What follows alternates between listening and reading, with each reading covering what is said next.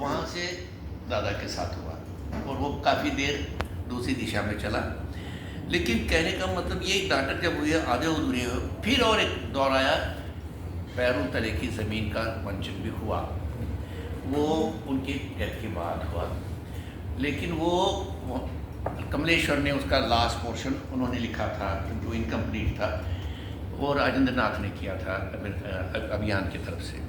रंजीत ने किया। हाँ, रंजीत ने किया एनएसडी के लिए। नहीं वो बात की बात है, ये पहले हाँ श्याम अरोड़ा ने डायरेक्ट किया। श्याम अरोड़ा ने डायरेक्ट किया था, ये अभियान के लिए हुआ था ना। तो बट इट फेल अपार्ट, क्योंकि लास्ट लग रहा था कि यहाँ पर राकेश, वो लास्ट का सीन है वो डूब रहे हैं, सभी डूब रहे हैं, वो अजीब सा सीन बन गया तो बना नहीं पड़ी था। अब एक इस बीच इनकी फिल्में बनने लगी। पहली जो 70 का दशक जो था, मुझे लगता है आर्ट्स के लिए, लिटरेचर के लिए, थिएटर के लिए फिल्मों के लिए नया मोड़ जैसा आया था कि पैरेलल सिनेमा शुरू हुआ था। और एक सरबरा फिल्म मेकर था मैनी कॉल, तो उन्होंने उनकी कहानी उसकी रोटी पर फिल्म बनाई। इस वक्त वो फिल्म, अब उस वक्त तो खैर उनको बहुत गालियाँ पड़ी, मतलब इतना कुछ मैं कह नहीं सकता कि क्यों 3 लाख या 2.5 लाख की फिल्म थी टोटल, उस पर जैसे उन्होंने पता नहीं क्या कदम किया था, फिल्म बनाई थी वगैरह वगैरह। लेकिन आज वो फिल्म इंटरनेशनल, जब भी कोई स्पेशल फेस्टिवल्स होते हैं, ये फिल्म वहाँ दिखाई जाती है, पढ़ाई जाती है। फिल्म का व्याकरण ही बदल गया था। लोग चाहते हैं वही कहानी वैसे मिले जैसे राकेश जी ने लिखी थी, वो नहीं था, वो फॉर्म बदल रहे थे उसका पूरा, वो मतलब सिनेमा माध्यम ही बदल दिया उन्होंने, और उस माध्यम का जो साइंस है उसका जो वो था। उसके बाद आधे अधूरे फिल्म का हुआ, वो वासु भट्टाचार्य बना रहे थे, उसमें ओम शिवपुरी थे, ये लोग थे, लेकिन वो पता नहीं पूरी हो गई कि नहीं, उसका कुछ का पूरा इतिहास पता नहीं है। और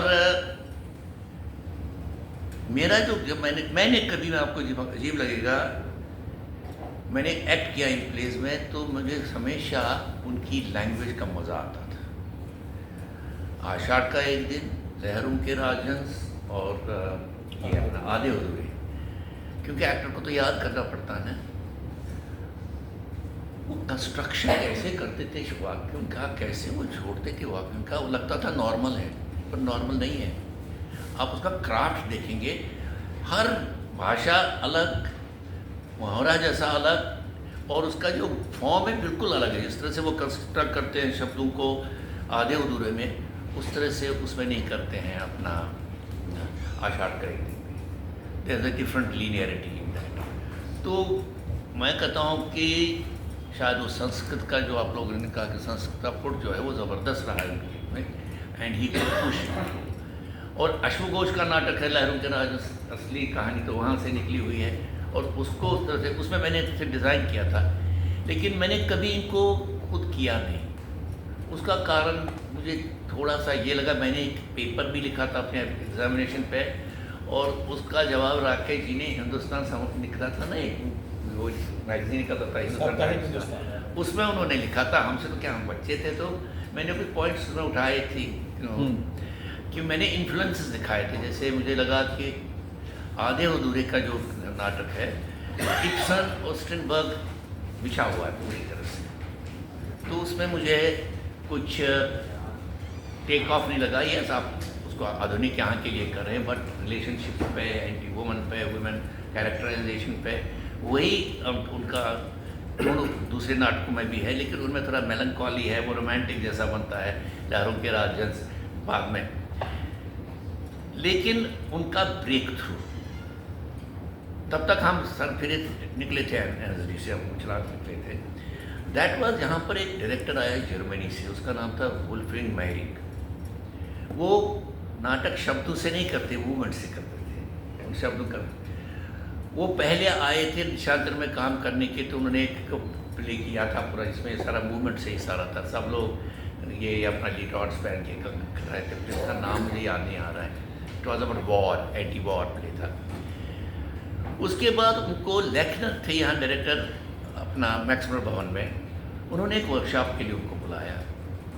इन रेजिडेंस उसमें मोहन राकेश थे और ये सारे एक्टर्स, बहुत सारे, मुझको नहीं बुला के बाकी सारे एक्टर 10-20 एक्टर थे। वर्कशॉप चलता था और वो एक्सपेरिमेंट्स कुछ करते रहे। यहाँ नहीं किया, वो शिमले में किया गया था वो वर्कशॉप यहाँ में। देन आई सॉ, जो आप देखते हैं अंडे के छिलके, वो जो सारा है छोटे छोटे जो थे, तब मुझे लगा कि ये आदमी थिएटर की सोल को पकड़ने लगा है। जबकि उन्होंने इतने प्लेस लिखे, इतने नॉवेल्स लिखे कि थिएटर की language is not a language of words only, शब्दों की ही नहीं है। यहाँ दर्जनों चीज़ें होती है, यहाँ बहुत सारे डिसिप्लिन अंदर आते हैं। वो दौर था एक जब शब्द प्रधान नाटक होता था, बड़े बड़े स्पीच होते थे। पारसी थिएटर का होता था, कितना फेवड़ा किसका फिर इतना लंबा भाषण देगा, स्पीच में वो भाषण जैसे लगते थे, जिसको हम कहते हैं स्पीचेस। वो आपको मिलेंगे, आपको चैलेंजिंग स्पीचेस हैं आज इसमें। आषाढ़ का एक दिन में, आधे होते हैं, तीनों नाटक मिले। यहाँ पर वो छोटी सी किताब है, कभी कहीं मिलते वो, very few words, he was, वो हार्डली वर्ड्स थे, वो कुछ बिंब थे, कुछ इमेजेस, कुछ मेटाफर्स थे, उनके साथ वो खेल रहे थे। मगर वो ज्ञान का है क्योंकि वो थिएटर वर्कशॉप में उतरे थे वहाँ, और दूसरी मीडियम में आए थे, घुस गए थे। तो उसके बाद ये हुआ कि कॉन्फ्रेंस हुई वहाँ, अपना इंटरनेशनल थिएटर कॉन्फ्रेंस हुई बम्बई में, YMCA में हुई। मैं वहाँ रहता था उन दिनों में, फिल्म में काम कर रहा था 27 ग्राउंड में। तो ये कॉन्फ्रेंस हुई, फिर फिट्सबरी में आया था, ये इंटरनेशनल थिएटर इंस्टीट्यूट की तरफ से हुई थी, राकेश जी भी थे।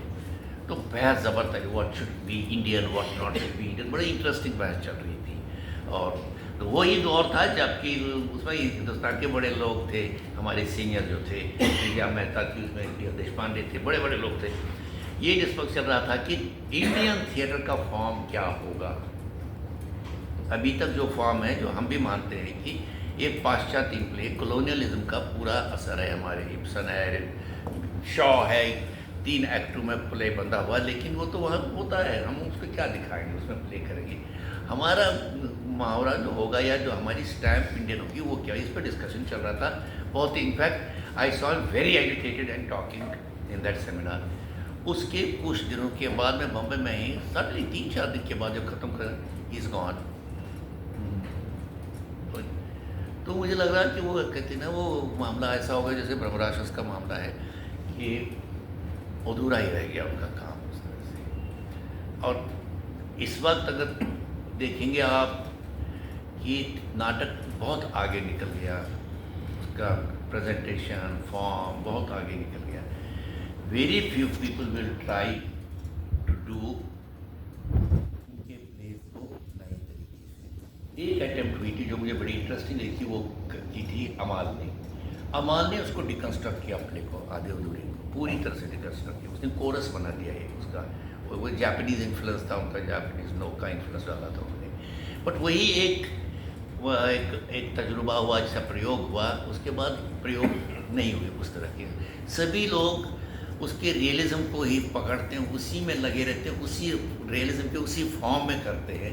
वो डिकन्स्ट्रक्ट या उसको दूसरी तरह से, जिसको हम डिकन्स्ट्रक्ट करके रिकन्स्ट्रक्ट करते हैं, वो काम नहीं हुआ। वो अभी we hope it happen some time, but अभी तो नहीं हो रहा है काम।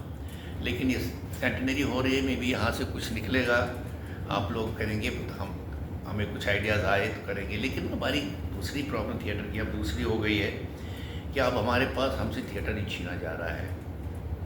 वो ये है कि कहीं भी आप थिएटर करेंगे, अब कमानी में तो आपको 1.25 लाख रुपये देना है एक 8 घंटे का। तो इस तरह से किसी तरह से हम बाहर रहेंगे और छोटी छोटी जगहों पे अब थिएटर कर पाएंगे। दिल्ली में तो मैं कब कर भी नहीं पा रहा हूँ, ये भी एक रियलिटी है, क्योंकि यहाँ पर न वो कंपनीज़ है, न वो ग्रुप्स है इतने समृद्ध है कि आप एक एक्सपेरिमेंट करें, यार राकेश को डिकन्स्ट्रक्ट करें, इस साल हम यही काम करेंगे, let us see what we do. वो नहीं हो रहा है। जबकि सरकार देती है कुछ पैसे लोगों को, हज़ारों ग्रुप्स हैं जिनको वो मिलता है, ग्रांट मिलता है, लेकिन कुछ निकल नहीं रहा है वहाँ। और मेरी ये सबसे बड़ी ये त्रासदी ये है कि हम नहीं देख रहे कि हिंदी थिएटर में पर्टिकुलरली वो ज़लज़ला जो 70s 80s और थोड़ा 90s तक रहा, वो अब नहीं आ रहा है, कुछ कदम ताल जैसा मान रहा है। करते बहुत है, बहुत कुछ करते, बट सिग्निफिकेंट नहीं हो रहा है, दूसरे सेंटर्स पर, दूसरी भाषाओं में हो रहा है।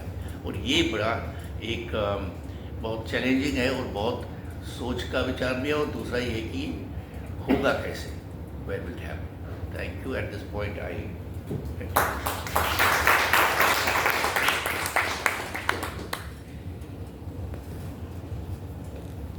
बहुत शुक्रिया सर। सबसे पहले तो मैं अपनी ये खुशी व्यक्त करना चाहता हूँ कि अभी जब मैं यहाँ बोलने बैठा हूँ तो इतने वरिष्ठ लोग जो मेरे लिए गुरुतुल्य हैं इस सभा में बैठे हैं। अंकुर जी अगले सत्र की अध्यक्षता करेंगे। बहुत खुशी है कि आदरणीय एम के रैना साहब इस सत्र की अध्यक्षता कर रहे हैं।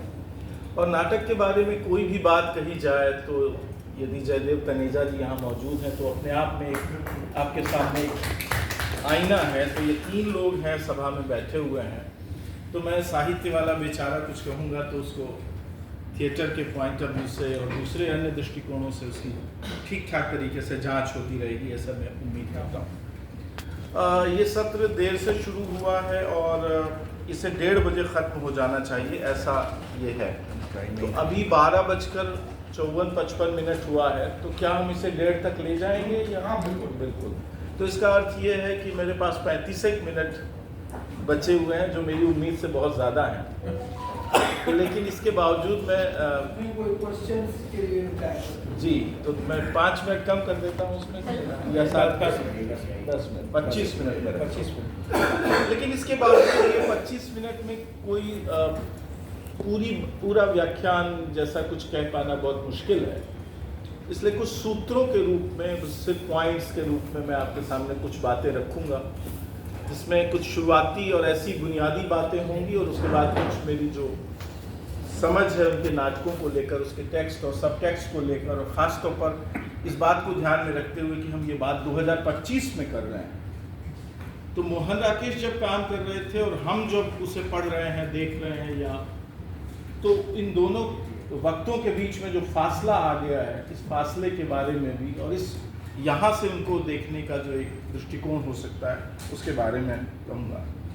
सबसे पहली बात तो ये है कि भारतीय नाटक में लगभग 1000 साल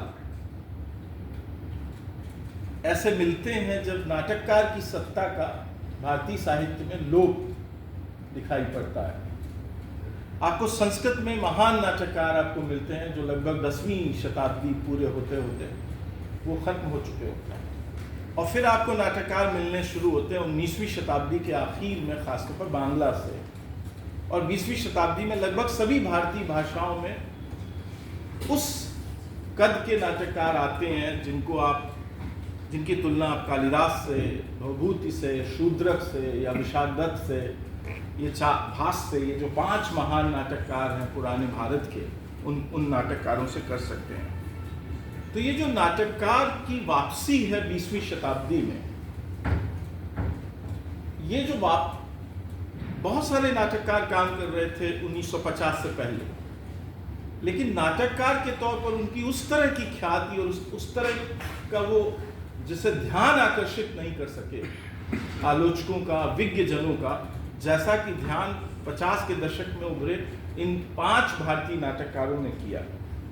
मैंने भारतेंदु ने काम किया था, हिंदी में जयशंकर प्रसाद ने लिखा, रविन्द्रनाथ टैगोर का समय भी 20वीं शताब्दी की शुरुआत का समय, आगाहर्ष कश्मीरी थे, नारायण प्रसाद बेताब थे, और हमारी बोलियों में 2 महान नाटककार इसी ज़माने में हो रहे थे, भिखारी ठाकुर थे और पंडित नथाराम शर्मा गौड़ जैसा एक नाटककार भी था, जिस पर हिंदी वालों ने अभी तक तो कोई काम नहीं किया है, न सोचने की कोशिश की है कि ये पूरी 20वीं शताब्दी है, उसके नाटक में उनका क्या इम्पोर्टेंस या उनका क्या रोल हो सकता है। तो मेरे हिसाब से आमतौर पर जो नाट्य साहित्य का अध्ययन करने वाले लोग हैं वो 4 नाटककारों की बात करते हैं, गिरीश कर्नाड, विजय तेंदुलकर, बादल सरकार और मोहन राकेश। मैं उसमें एक 5वां नाम हमेशा जोड़कर रखना चाहता हूं, और ये 5वां नाम हबीब तनवीर का है। 1954 में आगरा बाजार का पहला प्रदर्शन हो जाता है और 70 में वो पहली बार छप भी जाता है। तो ये जो 5 नाटककार हैं, इन्होंने नाटककार की सत्ता को, मतलब ये जो बात अभी सर कह रहे थे कि जब आधे अधूरे का प्रदर्शन हो रहा था तो अंग्रेजी माध्यम उनके प्रदर्शनों पर टिप्पणियां लिख रहा था। आषाढ़ के एक दिन पर अंग्रेजी में लिखा गया है, उनके थिएटर, उनके प्रदर्शनों के बारे में अंग्रेजी में भी विचार हो रहा था। और गिरीश कर्नाड ने तो खास तौर पर अंग्रेजी जो मीडिया है उसका ध्यान बहुत ज़बरदस्त ढंग से अपनी ओर आकर्षित किया था। तो ये 5 नाटककार हैं जिनको मिलाकर आप नाटककार की सत्ता की वो वापसी देखते हैं। मैं इसमें एक बात और मैं देखता हूं कि ये 5 अलग अलग तरीके के नाटककार हैं। इनकी जो फोकल पॉइंट्स हैं पूरे जीवन में इनके, वो 1 या 2 या 3 या 4 रहे हैं, लेकिन क्या इन सब के बीच में कोई ताल्लुक है? यदि मोहन राकेश के बारे में बात करते हुए, मोहन राकेश जिस समस्याओं पर बात कर रहे हैं, जैसे मान लीजिए कि स्त्री पुरुष की समस्या पर बात कर रहे हैं, उसी ज़माने में इसी विषय पर विजय तेंदुलकर भी लिख रहे हैं, बादल सरकार भी लिख रहे हैं और गिरीश कर्नाड भी लिख रहे हैं। क्या इनके बीच में कोई इंटरलिंक हो सकता है, कोई कायम हो सकता है और चारों को मिला के उन प्रॉब्लम्स पे बात की जा सकती है? यदि ऐसा हो सके तो मुझे लगता है कि एक ज़्यादा बेहतर पर्सपेक्टिव से हम मोहन राकेश को भी और इन बाकी नाटककारों को भी देख सकते हैं। एक दूसरी और बात मुझे ये समझ में आती है कि अक्सर हम जब मोहन राकेश के नाटकों का मूल्यांकन करते हैं तो हम इस बात को पूरी तरह नज़रअंदाज कर देते हैं कि उस जमाने में कविता और कहानी जो और उपन्यास जो मुख्य विधाएं थी उस समय की, उसमें क्या हो रहा था।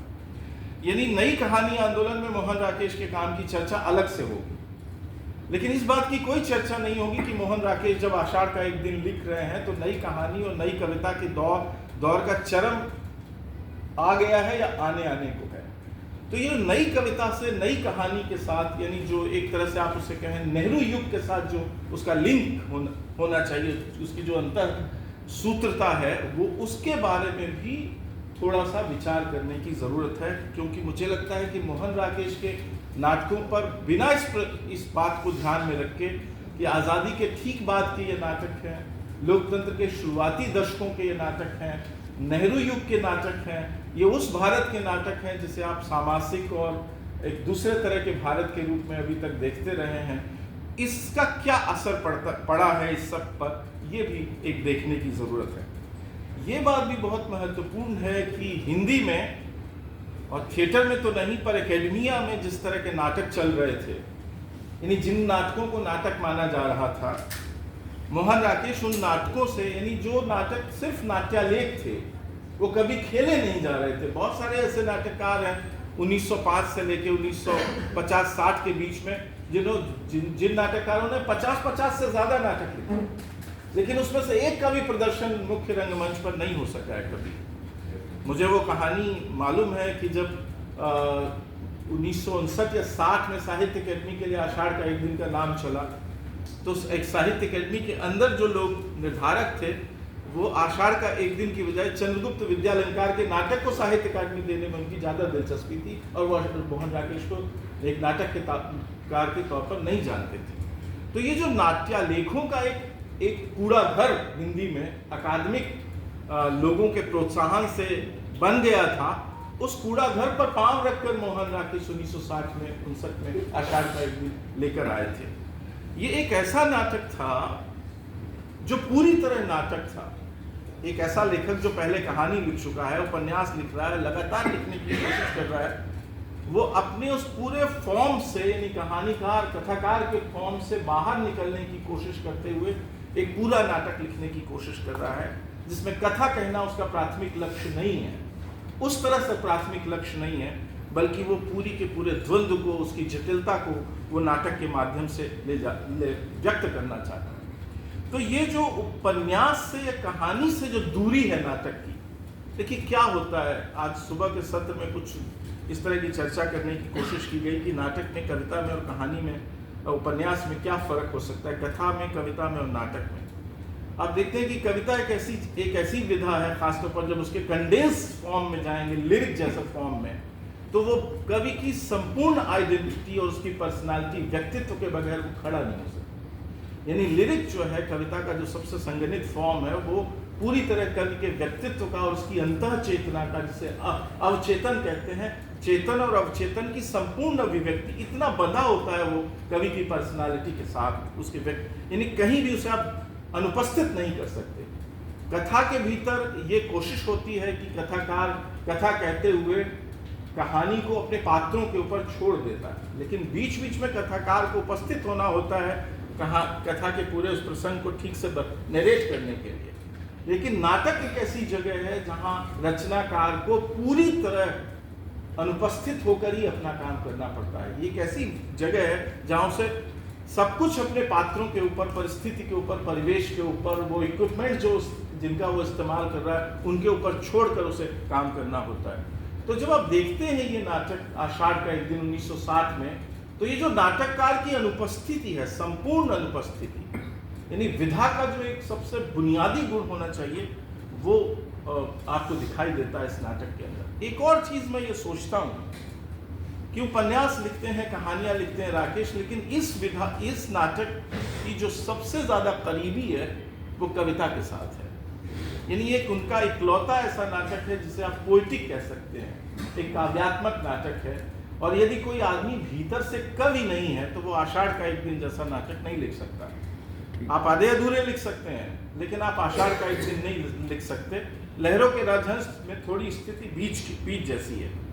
ऐसा क्यों होता है कि एक नाटककार अपनी मूल विधा को छोड़कर, मतलब कथा को छोड़कर जब वो नाटक लिखने जाता है तो वो कविता के सर्वाधिक नजदीक चला जाता है। तो मुझे लगता है उसमें जो सबसे महत्वपूर्ण चीज काम आती है वो है मोहन राकेश की जो संस्कृत की पढ़ाई है। यानी बीए उन्होंने संस्कृत में किया।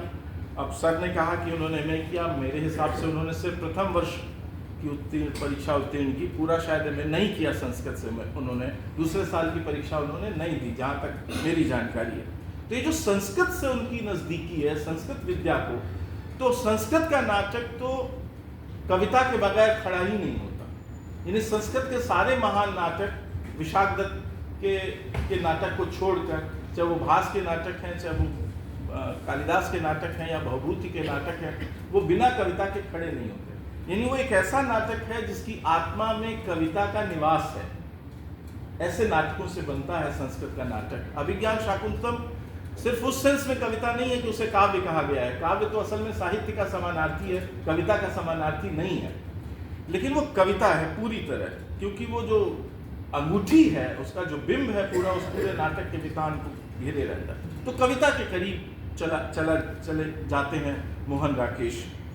कैसे जाते हैं वो कविता के करीब, या क्या वो कारनामा करते हैं जिससे वो, तो उसमें मुझे हमेशा ये बात लगती है कि हिंदी में इतने नाटककार नाटक लिखते रहे हैं, जिसमें मेरे सबसे प्रिय नाटककार हबीब तनवीर भी शामिल है, और दूसरे प्रिय गिरीश कर्नाड भी हैं जिन्होंने ये अद्भुत किस्म के नाटक लिखे हैं। लेकिन एक इमेज या एक बिंब या एक रूपक पूरे नाटक को डिराइव करे, संचालित करे, और वो पूरे केंद्रक में, वो नाभिक में मौजूद हो, कि यदि उस बिंब को, उस रूपक को आप बाहर निकाल दें तो नाटक खत्म हो जाएगा।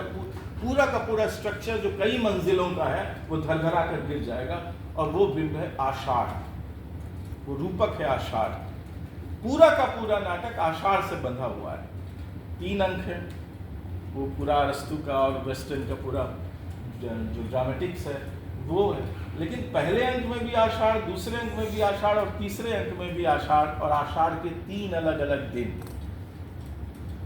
और एक ही आषाढ़ कैसे वक्फे बदलने के साथ, समय बदलने के साथ अलग अलग चीजों का अर्थ व्यतीत करता है।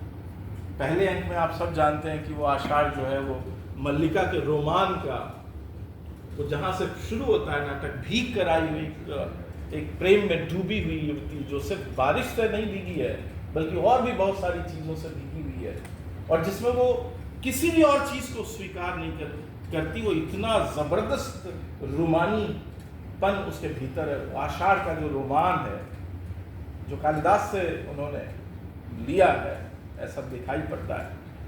और जब दूसरे अंक में आते हैं तो वही आषाढ़, जैसे आप अभी थोड़े दिन पहले मैं कुल्लू गया था, कुल्लू जाने से पहले 4-5 रोज वहाँ भयानक बारिश हुई थी। मैं वहाँ पहुँचा उसके पहले। अभी भी वो अटल टनल जो रोहतांग दर्रे को ले जाती है वो बंद है।